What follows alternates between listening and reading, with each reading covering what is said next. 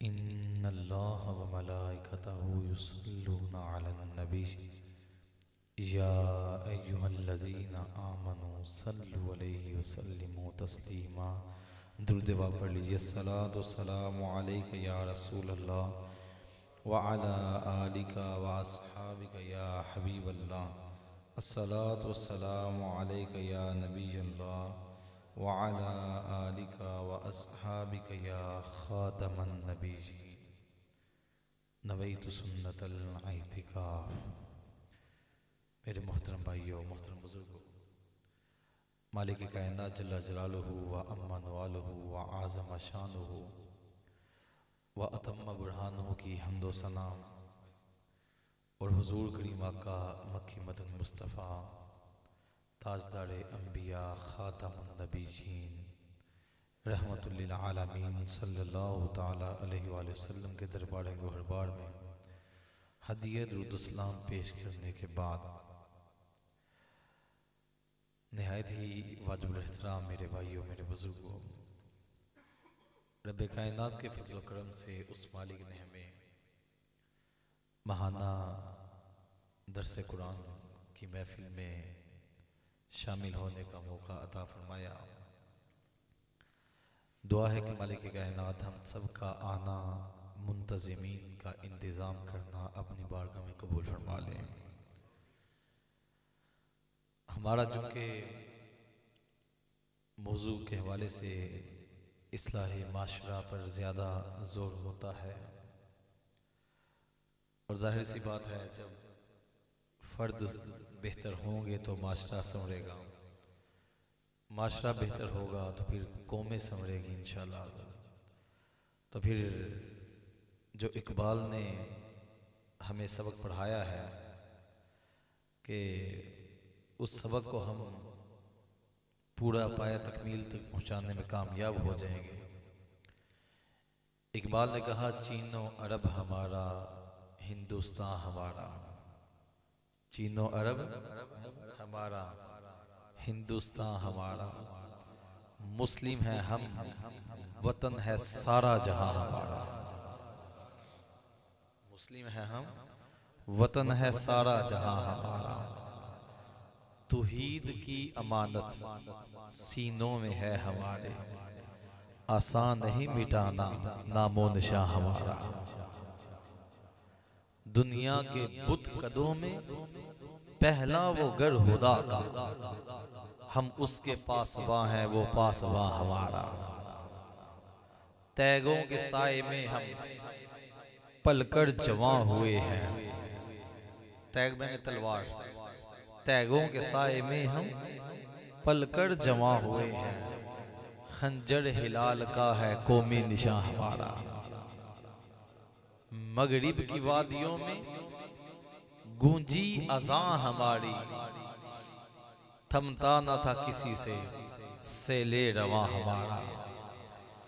ओ बातिल से दबने वाले ए आसमान नहीं हम, बातिल से दबने वाले ए आसमान नहीं हम। 100 बार कर चुका है तू इम्तिहान हमारा। 100 बार कर चुका है तो इम्तिहान हमारा। जनाब कैसे इम्तिहान किया इकबाल साहब, ये भी बताओ।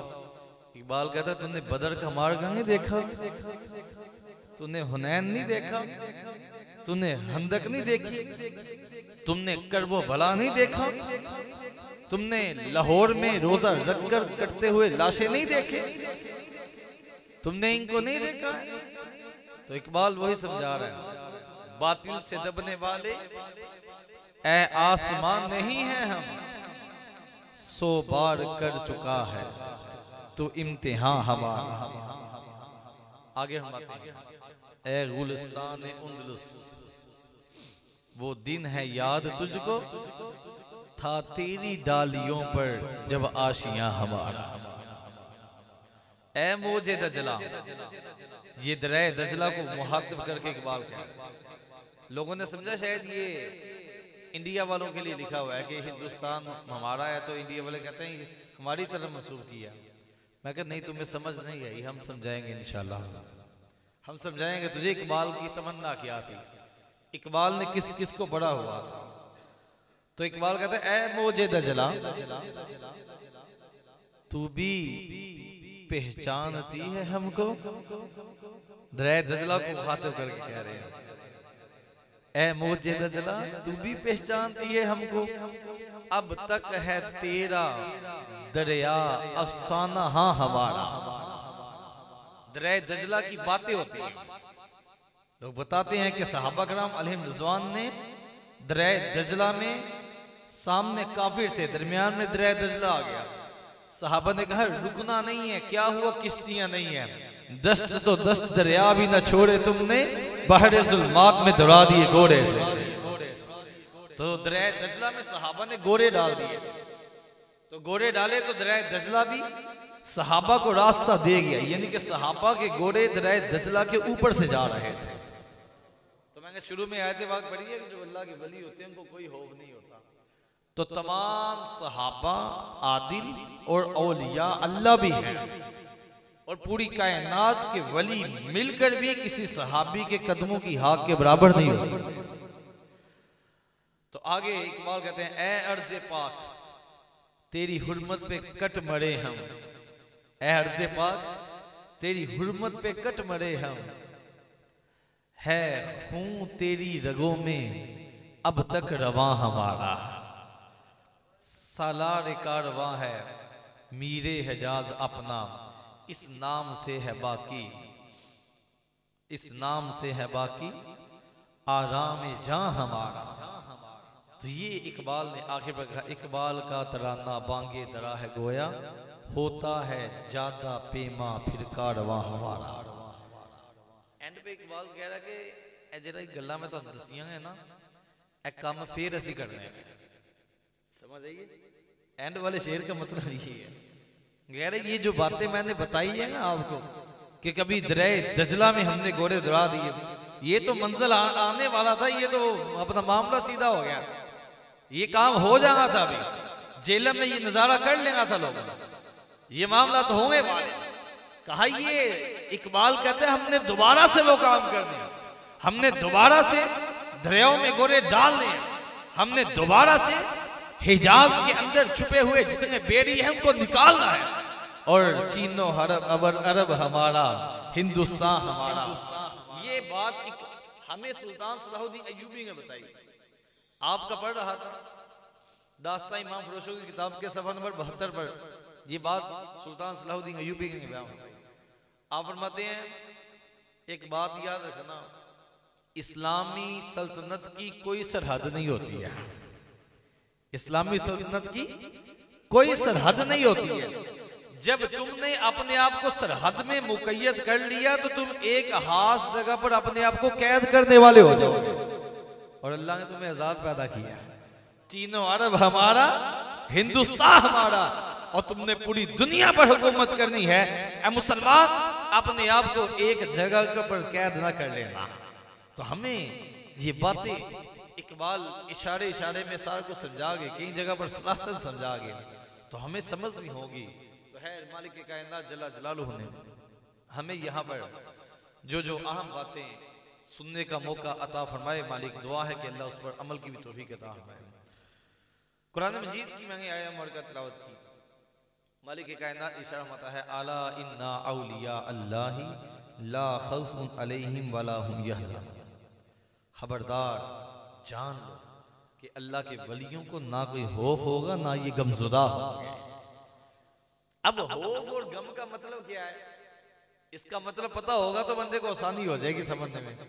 कहा खौफ कहते हैं बड़ी कीमती चीज लेके बंदा कहीं जा रहा होगा तो टेंशन हो कितने कोई खो के यहाँ लाया जाए, तो इस टेंशन को खौफ कहा जाता है, इस परेशानी को खौफ कहते हैं। और कहा अगर कोई छीन कर ले जाए तो उसके बाद की कैफियत को गम कहते हैं। अल्लाह के वलियों को ना कोई खौफ है ना गमज़ुदा, इनको दोनों चीजें नहीं है कि दौलत ईमान लेकर जाने वाले इस बात को याद कर ले कि जो बेखौफ है तू उसके साथ लग जा, अल्लाह तेरा खौफ भी खत्म कर देगा। अल्लाह वालों के लड़ लगने का होता है ना, बंदा कहते यार मैं सड़क क्रॉस कर दी, मुझे बड़ा खतरा है, एक कहता है मुझे कोई टेंशन नहीं है, मैं नहीं डरता किसी को, और साथ चलता है ना बंदा जब, तो उसके ना डरने की वजह से अपना डर भी उतर जाता है। तो लोग कहते हैं जनाब ये वलियों का दामन थामते हो, वलियों के लड़ लगते हो, ये माजरा क्या है? कहा कुरान नहीं पढ़ा? मालिक कायनात फरमाता है जो इनके साथ लग जाए, जब इनको खौफ कोई नहीं फिर उसको भी खौफ कोई नहीं। क्या दबे जिस पे हो हिमायत का पंजा तेरा, शेर को खतरे में लाता नहीं है कुत्ता तेरा। तो आला हजरत रहमतुल्लाह ताला हमें ये बातें साथ साथ समझाते हैं। तो वलियों के बारे में इस बात को समझिए। लोग कहते हैं जनाब ये कहां से साबित है? 11वीं शरीफ क्या है? ये क्यों मनाते हैं आप? बड़ी 11वीं शरीफ क्या है? ये शिरक तो नहीं हो जाएगा? ये तो नहीं हो जाएगा? एक छोटी सी बात ज़हन नशीं कर ले, इंशाल्लाह मसला हल हो जाएगा। ज्यादा लंबी चौड़ी बातों में पढ़ने की हाजत नहीं। हुजूर गौसे पाक रज़ियल्लाहु ताला आप जिस दिन पैदा हुए थे ना, उसी दिन से लोगों में मशहूर हो गया था कि ये मादरजाद वली हैं, ये पैदाइशी वली हैं। और आपकी वालिदा फरमाती हैं कि जब कभी मुझे छींक आती तो अब्दुल कादिर अभी मेरे रहम में थे, तो मैं अल्हम्दुलिल्लाह कहती तो मुझे अंदर से यरहमुकल्लाह की आवाज आया करती। वो अंदर से जवाब दिया करते थे। कहा जिस दिन हुजूर गौसे पाक रज़ियल्लाहु ताला की विलादत हुई उस दिन यकम रमजान था, तो आपकी विलादत हुई, आपने सहरी के वक्त दूध नोश फरमाया, और पैदा होने वाला बच्चा हर 15-20 मिनट बाद दूध पीता है, आधे घंटे बाद दूध पीता है। हुजूर गौसे पाक पूरा दिन गुजर गया दूध ही नहीं पी रहे हैं, दूध को मुंह ही लगाते। जब इफ्तारी हुई आपने फिर दूध नोश फरमाया, अगला दिन आया फिर इफ्तारी में दूध पीते हैं, फिर अपना सहरी में दूध पीते हैं, इफ्तारी में दूध पीते हैं, फिर अगला दिन लोगों को समझ आ गई ये जो बच्चा दुनिया में आया है ये इमाम हसन और इमाम हुसैन की नस्ल पाक में से जो ये बच्चा आया है, हसनी हुसैनी सैयद की जो आमद हो चुकी है, ये कोई और नहीं, ये पैदाइशी रब्बे कायनात का वली है, जिसने आते ही अपनी वलायत को जाहिर कर दिया कि पहले दिन से ही रोजादार है।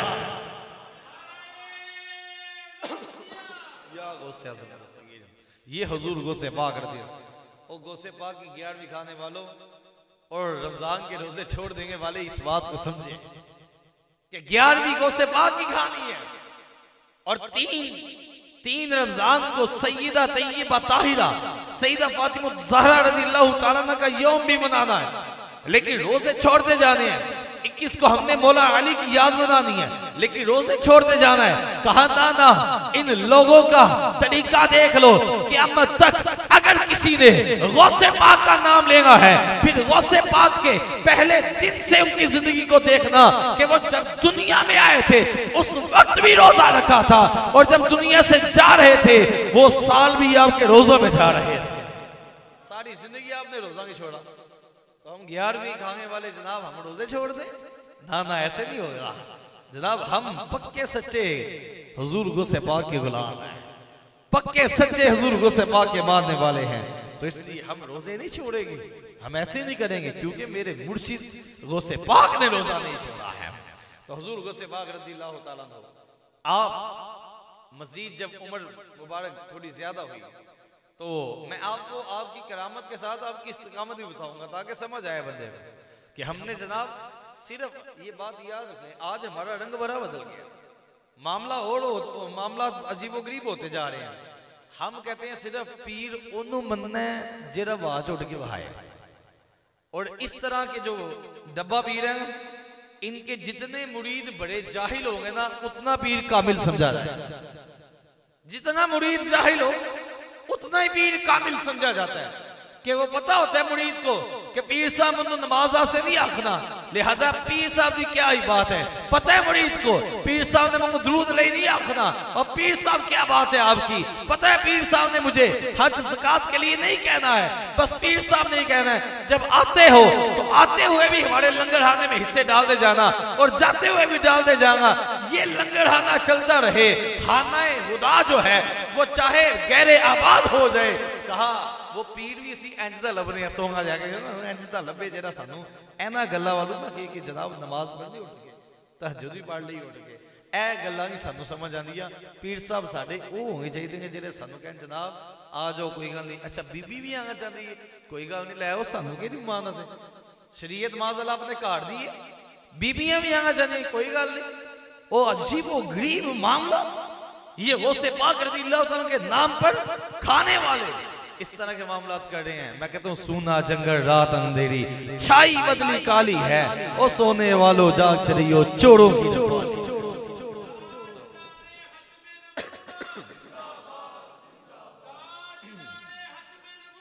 जिंदाबाद जिंदाबाद, लब्बैक लब्बैक या रसूल अल्लाह, लब्बैक लब्बैक लब्बैक या रसूल अल्लाह।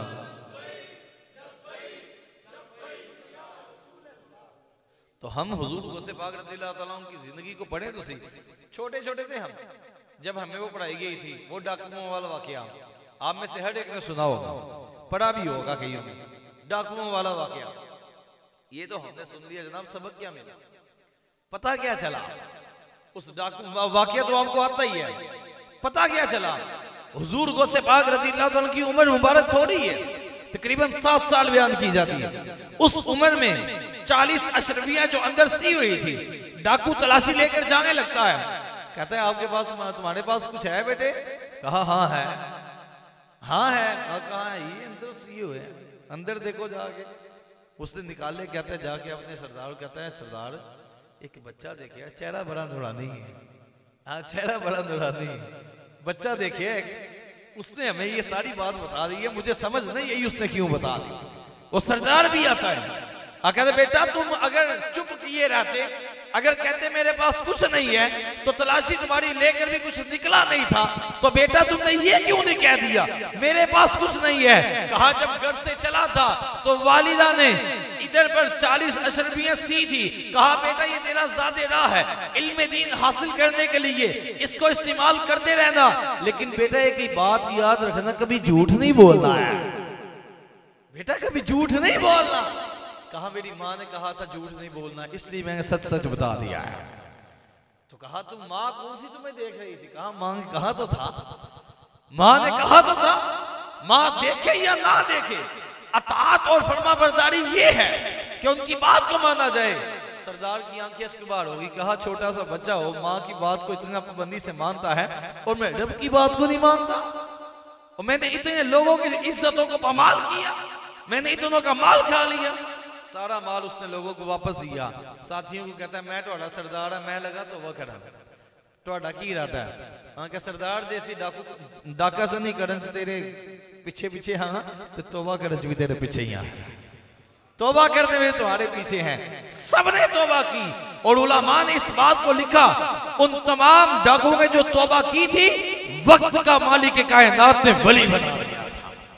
और सैयद की निगाह पड़ जाए ना, अगर सैयद हो इस तरह का, वो सैयद हो हजरत मीर माविया के साथ मोहब्बत करने वाला, सैयद हो दाता अली हजवेरी से मोहब्बत करने वाला, सैयद हो सिद्दीक़ अकबर से प्यार करने वाला, सैयद हो फारूक आज़म से मोहब्बत करने वाला, सैयद हो उस्मान गनी से मोहब्बत करने वाला, सैयद हो मौला अली से प्यार करने वाला, सैयद हो इमाम हसन और इमाम हुसैन की तालीमात पर चलने वाला। कहा सैयद की 7 साल के सैयद की निगाह पर जाए तो मालिक कायनात डाकुओं को वलायत का मकाम अता कर देता। निगाह तो हो ना वो कि जिसकी रगों में रसूल करीम सल्लल्लाहु अलैहि वसल्लम का होना, वो कैसा करब होता है। मैं शाह साहब के साथ सामने बैठे हुए हैं, शाह साहब बिलाल शाह साहब, तो इन्होंने मुझे बुला लिया। मामला कोई बंदा था वो डामाडोल हो गया था सहाबा के बारे में, तो बुला लिया उसे, हमने बड़े दलाइल दिए। तो एंड पर शाह साहब मुझे उसको मेरे यूं कंधे पर हाथ रखे ना, मुझे उसे कहते हैं यार तू साड़ियां गला छड़, तू पता नहीं दलील मननी है नहीं मननी, साढ़े दोवां दी फोटो खिंच लै। मैं कहा शाह जी नहीं मेरे वालों नहीं है, तो थोड़ा नूरानी चेहरा अल्लाह ताला सलामत रखे। हमने बड़ों से मैशर भी इनके चमकते चेहरे से इनको पहचान कर पीछे जाना। तो वो शाह साहब ने हाथ रखा मेरे कंधे पर, कहते हैं यार साड़ी तस्वीर खिंच ते जा अपने दे विच कोई एक भी अंजदा लिया गया। मैं कहा शाह जी अपने वालों दावा करो, असी ते हुजूर दे अदना गुलाम, हम तो आपके कदमों की खाक भी नहीं, आले रसूल। और वो बस ये उनकी करम नवाजी है कि उन्होंने साथ सलामत में ले लिया, उनकी करम नवाजी है। तो ये हुजूर अलैहिस्सलाम की निस्बतों की बातें हैं। तो हुजूर गौसे पाक रज़ियल्लाहु ताला अन्हु आपके अकायद के हवाले से हमारा मौजू था।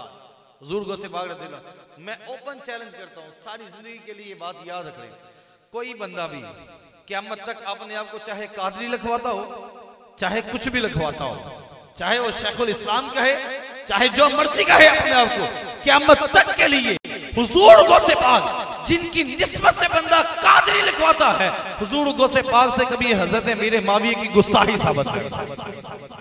वो इनकी शाने बयान करते हैं, वो शाने बयान करते हुए गए हैं। कभी सिद्दीक़ अकबर के बारे में कोई नरम ऐसी बात को साबित कर दे, कभी फारूक आज़म के बारे में बात साबित कर दे, कभी उस्मान गनी के बारे में बात साबित कर दे।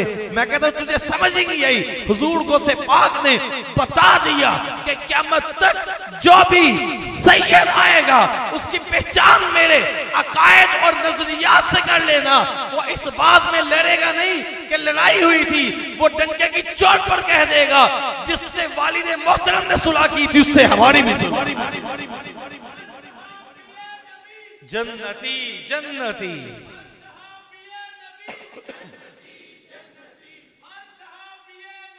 जन्नती जन्नती हक चाड़िया कहा जिससे हमारे अबाउ अजदाद ने, जिससे इमाम हसन ने सुलह कर ली उससे हमारी भी सुलह है, और जिससे इमाम हुसैन ने सुलह नहीं की उससे हमारी भी जंग है।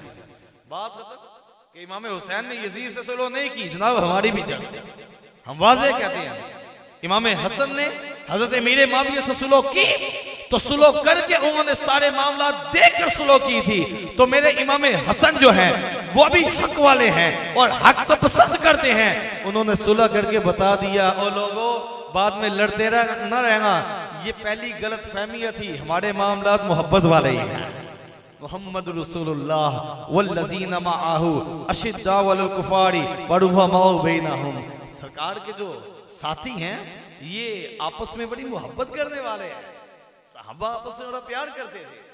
तो यूं ही अपने अपने मामलात कर ली लोगों ने। तो हुजूर गौसे पाक रज़ियल्लाहु ताला अन्हु, आपने कभी भी हुजूर अलैहिस्सलाम के इल्म गैब पर एतराज नहीं किया। गौसे पाक की अकायद ही देखने हैं अहले सुन्नत में, कभी हुजूर गौसे पाक ने नबी पाक सल्लल्लाहु अलैहि वसल्लम के इल्म गैब पर एतराज नहीं किया। और ये बात भी याद रखें, वली उस वक्त तक वली हो ही नहीं सकता जब तक रसूलुल्लाह के गैब को ना माने, क्योंकि वली को अल्लाह रब्बुल इज्जत ने वली को हुजूर का सदका गैब अता किया होता है। और कैसा गैब अता किया होता है?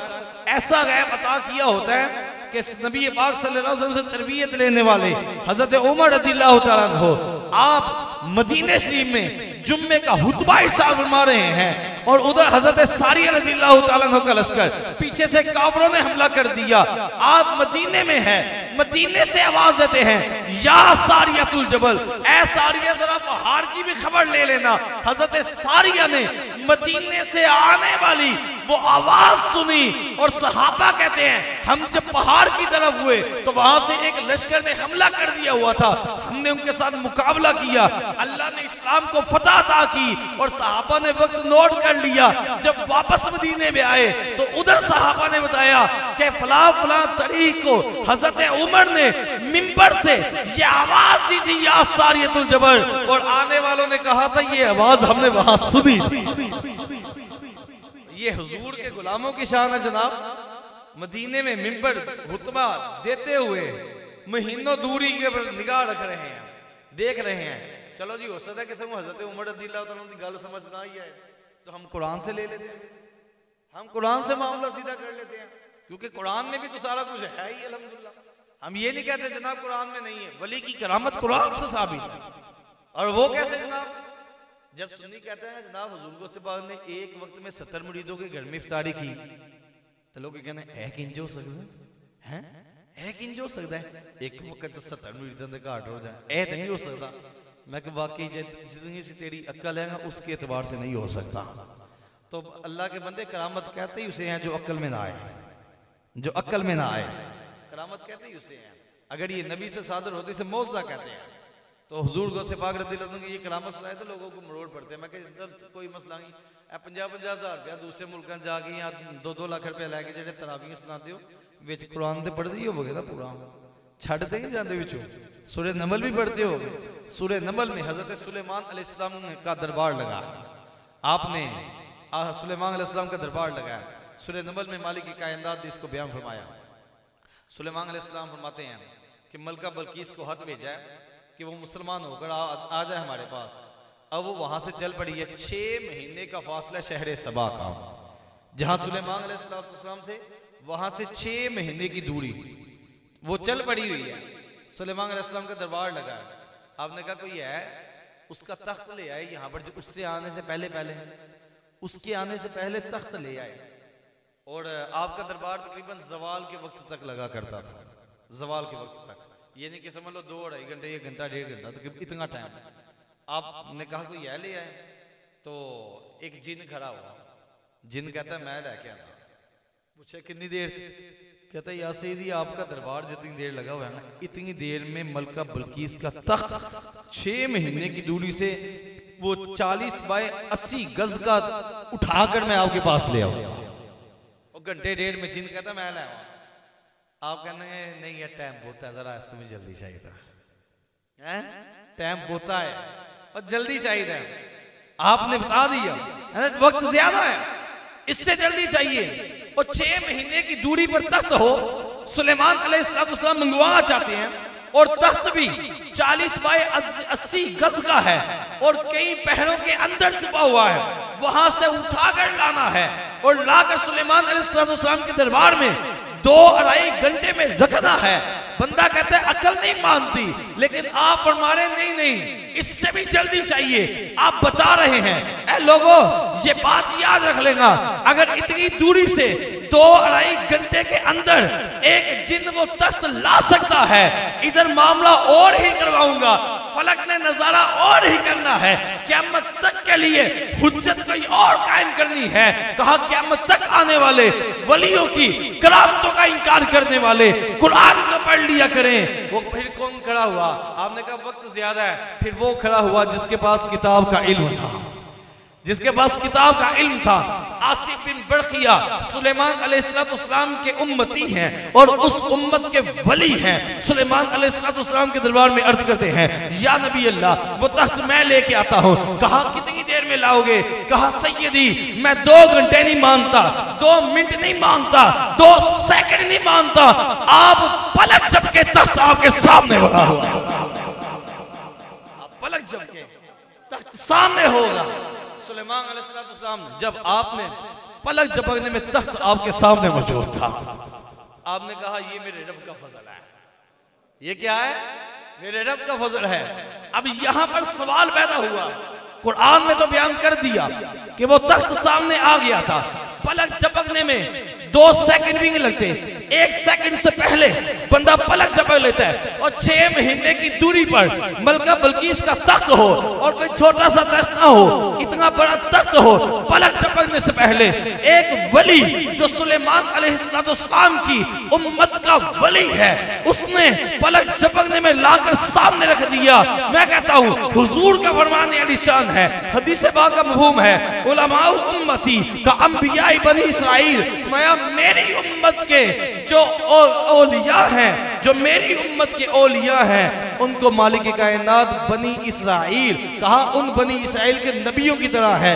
मतलब ये नहीं कि मकाम नबूवत में नबियों की तरह है, कहा मतलब ये है जैसे वो दीन की तबलीग करते थे वैसे ये भी करेंगे, जैसे अल्लाह ने इनको मोअज़्ज़ात दिए थे वैसी करामतें अल्लाह इनको अता करेगा, ऐसी करामतें इनको अता करेगा।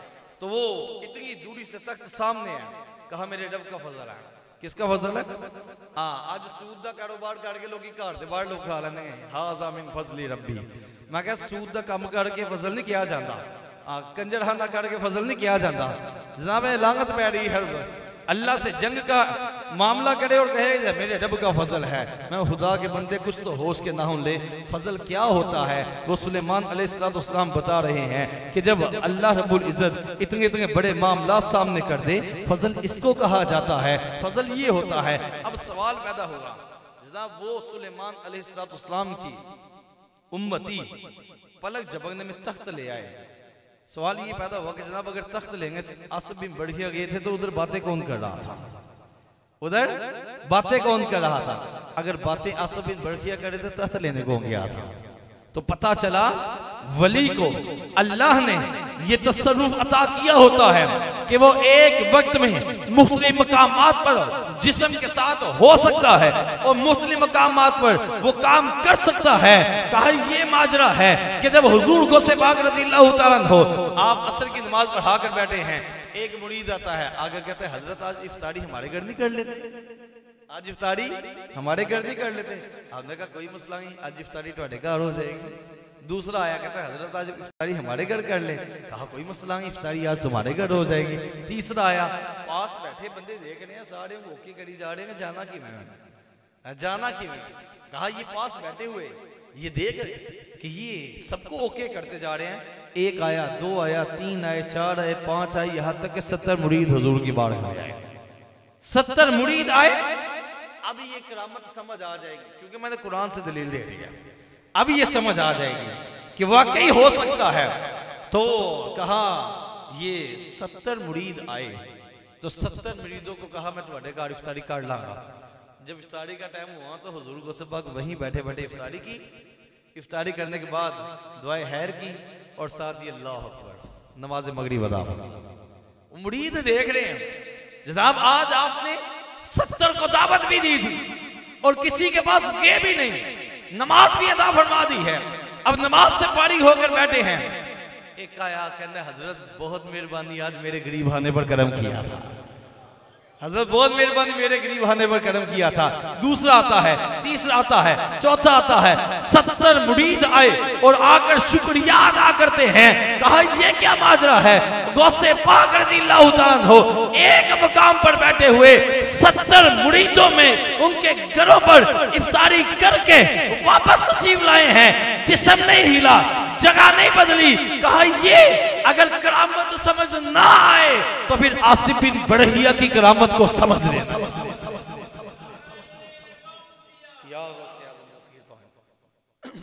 हुजूर गौसे पाक रज़ियल्लाहु तआला के इन मामलात को अकायद अहले सुन्नत को यहां से समझे। हम ऐवी नहीं बातें करते वलियों की जनाब, कोई गाले में कोई बात है भी वो अलग बात है। हमारे यहाँ पर दरमियान में आकर रेडीमेड माल भी बहुत ज्यादा आ गया मार्केट में, तो हमें उसकी वजह से बड़ी आजमाइशें हैं, बड़ी परेशानियां हैं उसकी वजह से। और ये ऐसा नहीं है कि अगर ये रेडीमेड आ गया है तो असल है ही नहीं, ऐसा नहीं है कि असल है ही नहीं जनाब, असल है। ये बस यूं ही आगे पीछे से आगे ऊपर आ गया। इंशाल्लाह हमने यहां से ये गर्द साफ करनी है, ये गंद हमने साफ करना है और इंशाल्लाह फिर वो दौड़ हम देखेंगे कि जब दरगाहों से वली बंद कर निकलते थे, जब दरगाहों से उलमा तैयार होकर निकलते थे, जब दरगाहों से लोगों की बिगड़ी बच जाया करती थी, जब दरगाहों पर बैठे हुओं को मालिक कायनात ने बहुत इल्म अता किए हुए थे, हम फिर से वो जमाना देखेंगे इंशाल्लाह। उन अल्लाह ओढ़ोगे ना ले और दरगाह पहले जो हमारे बुजुर्ग थे उनकी तो बात ही क्या है, लेकिन जो आगे मौजूदा मामला साथ चल गया ना, हर जगह ऐसा नहीं है, हर जगह की बात नहीं कर रहा, जहां है उनकी बात कर रहा हूँ। आप भी समझते हैं ओ पुत्रा दे व्याह मत ढोल बजाई जाना, पैसे लटाई जाना, कंजर नचाई जाना, तो समझना कि हम जो वड्डियां दी मेहनत है सानू की लगे। तो हम नहीं पता कि वड्डे कह गए ने वली दा पुत्र जरूरी नहीं वली है, नहीं पता वो कह गए कि जरूरी नहीं कि वली का पुत्र वली हो, वो सारा कुछ बता गए। तो इस बात को समझे कि अगर बड़ों ने मेहनतें की हैं तो अब नीचे वालों को संभालना चाहिए कि हम पैदा हुए थे तो सोने का चमचा मुंह में लेकर पैदा हुए थे। इसका मतलब ये नहीं है कि सारी जिंदगी यही हो कि अपना साहबजादा साहब कहें जनाब ठीक है जी आन दो, जनाब आन दो, जनाब आन दो, ना ना ये नहीं होना चाहिए। तो मैं एक वाकया पढ़ रहा था किसी किताब में, तो चले साथ आपका रिफ्रेशमेंट भी हो जाएगी। लेकिन मस्जिद है, मस्जिद में कहा लगाना जायज नहीं है, मुस्कुरा सकते हैं, मुस्कुरा, पहले मसला पता होना चाहिए। तो हम चूंकि मसाइल सीखने आते थे, गल्ला गल्ला बड़े मसले पता चल जाते, तो कहा मस्जिद में लगाए तो कब्र में अंधेरा होगा। तो वो पीर साहब थे, उनका बेटा पैदा हो गया, बेटे के पहले दिन तो ही कोई मुरीद पैर चूमते हुए, कोई मुंह चूमते हुए, कोई हाथ चूमता हुआ, सारी जिंदगी वो कबूल ही किया था। देने वाला तो नाम सुना ही नहीं था कि देते भी हैं, लीजिए पीर साहब लीजिए, पीर साहब लीजिए लीजिए, दीजिए वाला चक्कर कोई नहीं, दीजिए वाला कोई चक्कर नहीं। एक दिन वो शहजादा हजूर जरा ना वो छप्पड़ से डिग पे या किसी नहर से डिग पे, वो बंदा एक दौड़ता आया, उन्होंने नहीं पता बंदा एक दौड़ता आया कहता है पीर साहब हाथ दीजिए, पीर साहब हाथ दीजिए। ओ चुबियां खाई जाए लेकिन हाथ ना आगे करे, डुबकियां खाई जाए हाथ ना आगे करे। दूसरा आया जो बड़ा साथ साथ रहता था, आते कहता पीछे हो तो नहीं पता, पीर साहब हाथ लीजिए। उन्हें फौरन हाथ कटे, हाथ पाया नाली चौके बाहर। पीर साहब कहते हैं कि माजरा, कहता दरअसल पीर साहब ने कभी दीजिए वाली बात सुनी नहीं, लीजिए वाली बात सुनी। सारी जिंदगी इन्होंने इधर ही हाथ रखे, तो इनको बोली भी वही समझ आती है और कोई बोली नहीं समझ आती है। इसलिए ना ना आले रसूल की शान तो ये है जो इनके दर पर चला जाए इनको हाली मोड़ते ही नहीं है और कुछ ना दे सके दुरूद पढ़ कर कहेंगे लो फिर इसका साले सवाब तुझे दे देते हैं, और नहीं कुछ दे सकते बज़ाहिर, और दुरूद पढ़ कर ही दे दे। और सैयद की जुबान से निकला हुआ दुरूद लेकर जब मैदान महशर में आएगा, मालिक कायनात तुझ पर करम बलाए करम करता चला जाएगा।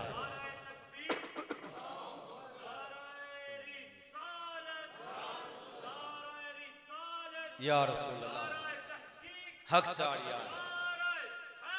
या अली। तो कभी भी इन मसाइल में ना पड़े, हुजूर गौसे पाक रज़ियल्लाहु तआला अन्हु की जिंदगी को पढ़े। आपने ना हुजूर के हाजिर और नाजिर होने पर कभी एतराज किया, ना हुजूर के इल्म गैब पर एतराज किया, ना आपने मुख्तारे कुल होने पर इख्तियार किया, ना हुजूर सल्लल्लाहु तआला अलैहि वसल्लम की शानों का कभी इनकार किया, ना उन्होंने कभी ये कहा कि हुजूर अलैहिस्सलाम ये दे सकते हैं ये नहीं दे सकते, बल्कि उन्होंने भी सारी जिंदगी जो तालीम दी उसका अक्स आला हज़रत ने बयान कर दिया। कहा गौसे पाक भी यही तालीम देते रहे, और कुछ ना पढ़ना, ये पढ़ना सबसे औला हो आला हमारा नबी, सबसे बाला हो आला हमारा नबी, अपने मौला का प्यारा हमारा नबी, दोनों आलम का दूल्हा हमारा नबी, कर्म बदली रसूलों की होती रही, चांद बदली का निकला हमारा नबी, यही तालीम देते रहे। आला हज़रत ने उसको आसान करके बता दिया, तो हमें समझना चाहिए। और एक और बात, हमें बड़ी बीमारी भी है, उस बीमारी का भी हो सकता है इलाज हो जाए। फतावा रज़विया मैं साथ लेके आया हूँ। हाँ फतावा रज़विया साथ ही मैं कहा क्योंकि बीमारियों का बड़ा प्यारा इलाज करता है फतावा रज़विया। आला हज़रत ने ना, मैं आज बता रहा था भाई को, आला हज़रत रहमतुल्लाह तआला अलैह मुझे एक क्लिप आज आया था, मैंने वो बनवाया हुआ था, तो ज़ेम बना के इसको मैं वायरल कर दूँ। तो बंदा कहता है जनाब है तो अल्फाज बड़े डाडे लिखे हैं, तुसी बहुत डाडे। कौन सा डाडा लफ्ज़ था? यही लिखा हुआ था सुल्तान सलाहुद्दीन यूबी के नजदीक बेगैरत कौन है, यही जुमला लिखा हुआ था। तो वो आएगा आप तक पहुंच जाएगा, आपको पता चल जाएगा। लेकिन वो कहते हैं यार अल्फाज बड़े डाडे हैं। मैं क्या यकीन जानू, ओ आला हज़रत रहमतुल्लाह तआला की बात याद है। मैं तू कहना बदल जाओ। आला हज़रत के पास बंदा आया, कहते हैं हज़रत तुहाडी किताबां बड़ियां डाडियां, अल्फाज बड़े डाडे हैं विच, लिहाजा इंज करो ए पोला पोला जरा पोले हाथ पोला रखा करो, तो ताकि वो कहते हैं कुछ लिबरल किस्म के लोग होते हैं, वो आपकी किताबें पकड़ते हैं, कहते हैं वो इसमें तो गालियां लिखी हुई हैं, लिहाजा वो फेंक देते हैं, किताबें आपकी पढ़ती हैं नहीं, वो मुस्तफीज नहीं हो पाते हैं आपकी किताबों से। आला हज़रत ने जब ये बात सुनी ना कि मुन्नो कह रहे हाथ ओला रखो, वो मुस्तफीज नहीं हो पाते, ये नहीं होता।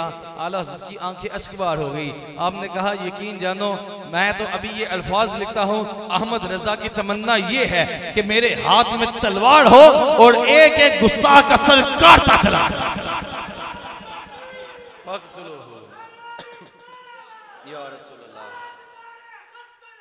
जिंदाबाद जिंदाबाद जिंदाबाद जिंदाबाद। आला हजरत आला हजरत आला हजरत आला हजरत। इश्क मोहब्बत इश्क मोहब्बत। फख्तुलूहु फख्तुलूहु फख्तुलूहु। कहा ये सरतन से जुदा सरतन से जुदा। आप फरमाते हैं अब तलवार तो नहीं है लेकिन किल के रजा है खंजरे हुंहार बरकबार। किल के कलम को बोलते हैं, किल के रजा है खंजरे हुंहार बरकबार, आदा से कह दो खैर मनाए ना शर कर। और आला हजरत का खंजर भी ऐसा लगा कि आज इनकी कब्रों के ऊपर खड़े होकर भी अगर अहमद रजा का नाम लोगे, अंदर से भी चीहो पुकार की आवाजें आएगी। इनकी मैयतों के पास खड़े होगे, अहमद रजा का नाम लेंगे, अंदर से पीटना शुरू कर देंगे। कहा जब भी तुम्हें जायजा लेना हो कि बंदे के दिल के अंदर मोहब्बत रसूल है या नहीं है, मोहब्बत अमीर मुआविया है या नहीं है, मोहब्बत मौला अली है या नहीं है, कहा अहमद रजा का नाम ले लेना, अहमद रजा का नाम ले लेना। किल के रजा है खंजरे हुहार बरकबार, आदा से कह दो खैर मनाए ना शर करे। तो हम तो आला हजरत की उस किल के एक नुक्ते के बराबर भी नहीं है जनाब। आला हजरत की क्या बात है।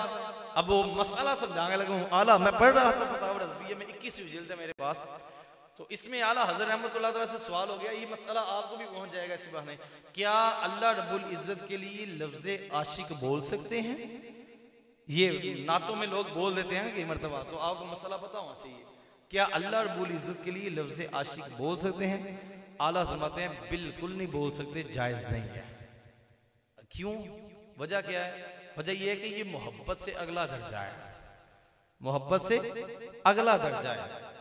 और जिसकी फरमाया और मोहब्बत बामाना लुगवी जब पुख्ता और मुअक्कद हो जाए, मोहब्बत किसे कहते हैं? जब मोहब्बत पुख्ता हो जाए और मुअक्कद हो जाए, इनके पक्की हो जाए। मोहब्बत जब बिल्कुल पक्की हो जाए ना, तो इसी को इश्क का नाम दिया जाता है। पक्की मोहब्बत हो जाए, मुअक्कद हो जाए।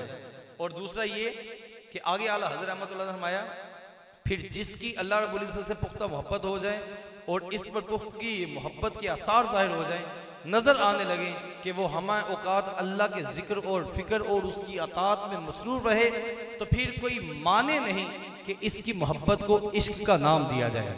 बंदे के बारे में कह सकते हैं ये आशिक है, अल्लाह के बारे में क्यों? कि आला हज़रत बातें हैं कि जब मोहब्बत होती है ना, तो मोहब्बत के बाद इश्क का कहा। वो इस बात का मतलब ये है कि बंदा जिससे इश्क करता है उसकी ताबेदारी करे, उसकी अतात करे और उसी की याद में रहे।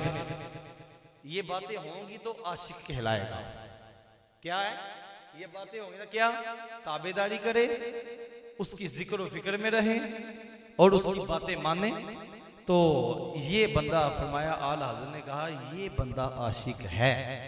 अब यहाँ मसला तो अल्लाह के बारे में था, तो मैं यहाँ पर रुक गया क्योंकि हुजूर के जो गुलाम होते हैं उनको अपना बीच में से मुआद चाहिए होता है, वो बातें और होती है।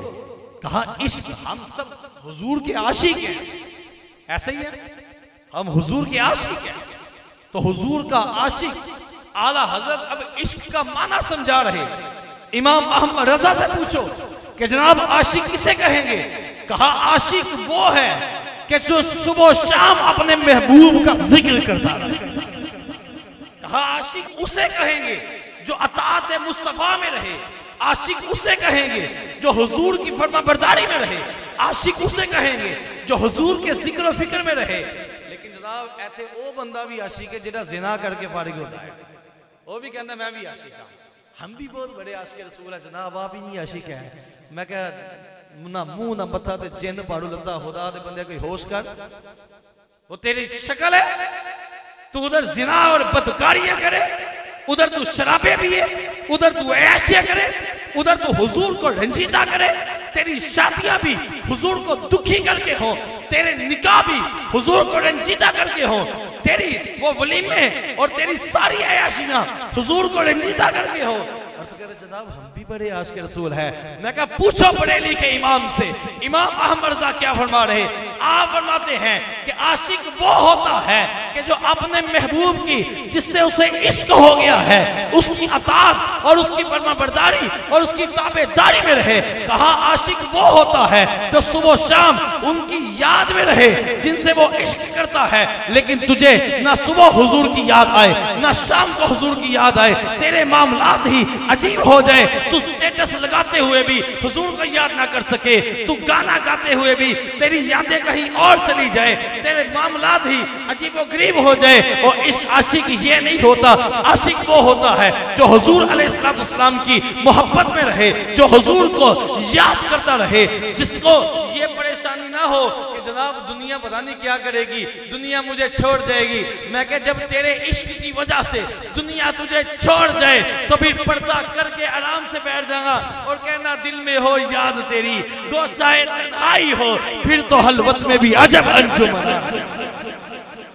जब दुनिया छोड़ जाए तो फिर हुजूर की बारगाह में सलामी अर्ज कर दे रहा हूं कि आका मैंने आपके लिए दुनिया को छोड़ा है, यार सलाम ने आपके लिए छोड़ा है। तो हुजूर कभी भी किसी सरकार कभी कांड लगन दिंदे नहीं। मोहब्बत तो यार इस तरह करे हुजूर से, प्यार इस तरह करे। हम सिर्फ और सिर्फ औलिया की करामात के लिए। अच्छा ये जो सारे पैसे हैं ये हमारे इसी दर से कुरान में लगेंगे इंशाअल्लाह, क्योंकि अपना मिजाज और है, वो वाला मौलवी नहीं अपने मिजाज में कि बंदा इसी को अपने लिए रखे। जनाब हम हाथ से खर्चा करके हुजूर का मिलाद मनाएंगे इंशाअल्लाह। और आने वाले बच्चे जो हमसे पढ़ रहे हैं हम उनको भी यही कहते हैं कि पुत्र सारी जिंदगी इकट्ठा करने वाला कहाँ, लीजिए वाला नहीं दीजिए वाला भी रखना, दीजिए वाला भी होना चाहिए। तो ये आप इस बात की बस खुली इख्तियार दे दीजिएगा, इसको हम इसके जुमला खराजात में कहीं भी खर्च कर सकें। तो ये बात याद रखें, आशिक किसे कर आला हजरत ने समझाया यार, आला हजरत फिर आला हजरत अल्लाह इख्तिलाफ करी ऐसी है। जब आला हजरत इतनी बरीक बातें समझा रहे, आशिक वो होता है जनाब जो ताबेदारी में रहे। अब ताबेदारी क्या है हम लोगों को ये नहीं पता। असल परेशानी ये है कि लोगों को इस बात का पता ही नहीं है कि ताबेदारी क्या है और वफादारी क्या है।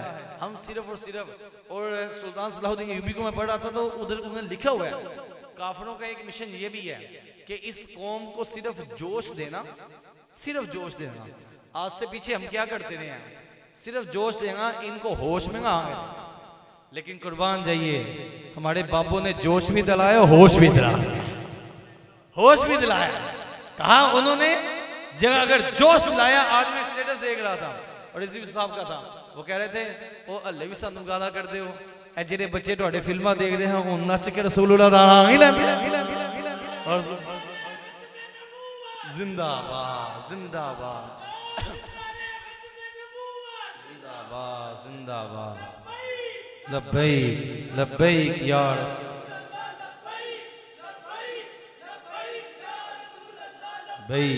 लब्बैक लब्बैक या रसूल अल्लाह, लब्बैक लब्बैक या रसूल अल्लाह, लब्बैक लब्बैक या रसूल अल्लाह। आज हुजूर के लिए हम हाजिर हैं ना, फिर यकीन जाने आज बिलाल मस्जिद से इरादा करके उठे कि आका मुझे तो सुरहुरू होना है, बस आका की निगाहों में। जमाने का है क्या नासिर, बला जाने बुरा जाने।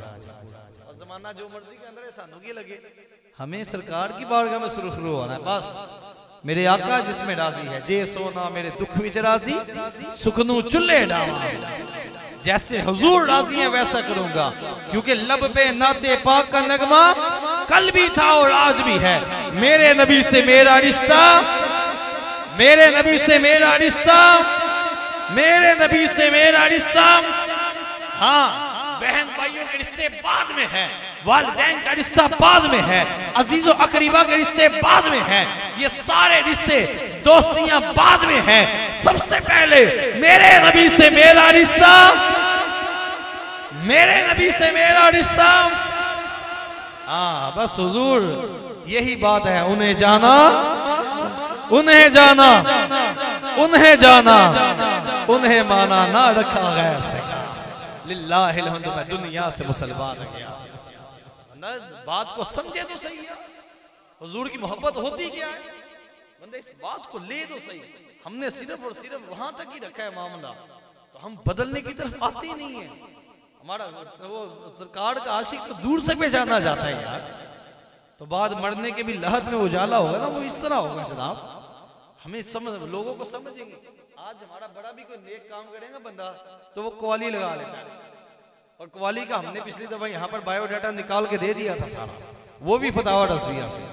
हम आला हजरत का दामन नहीं छोड़ सकते जनाब, क्योंकि मेरे मुर्शिद हमाया आला हजरत ने साड़ी आंखा बंद, आला हजरत पर आंखें बंद। बस जहां आला हजरत ने जो कह दिया ठीक है, क्योंकि आपकी तहकीकात को आज भी साइंस सोच रही है कि यार ये बंदा क्या था जो साइंसदान बज़ाहिर नहीं था, लेकिन पानी की 100 से ज्यादा किस्में बयान कर दी।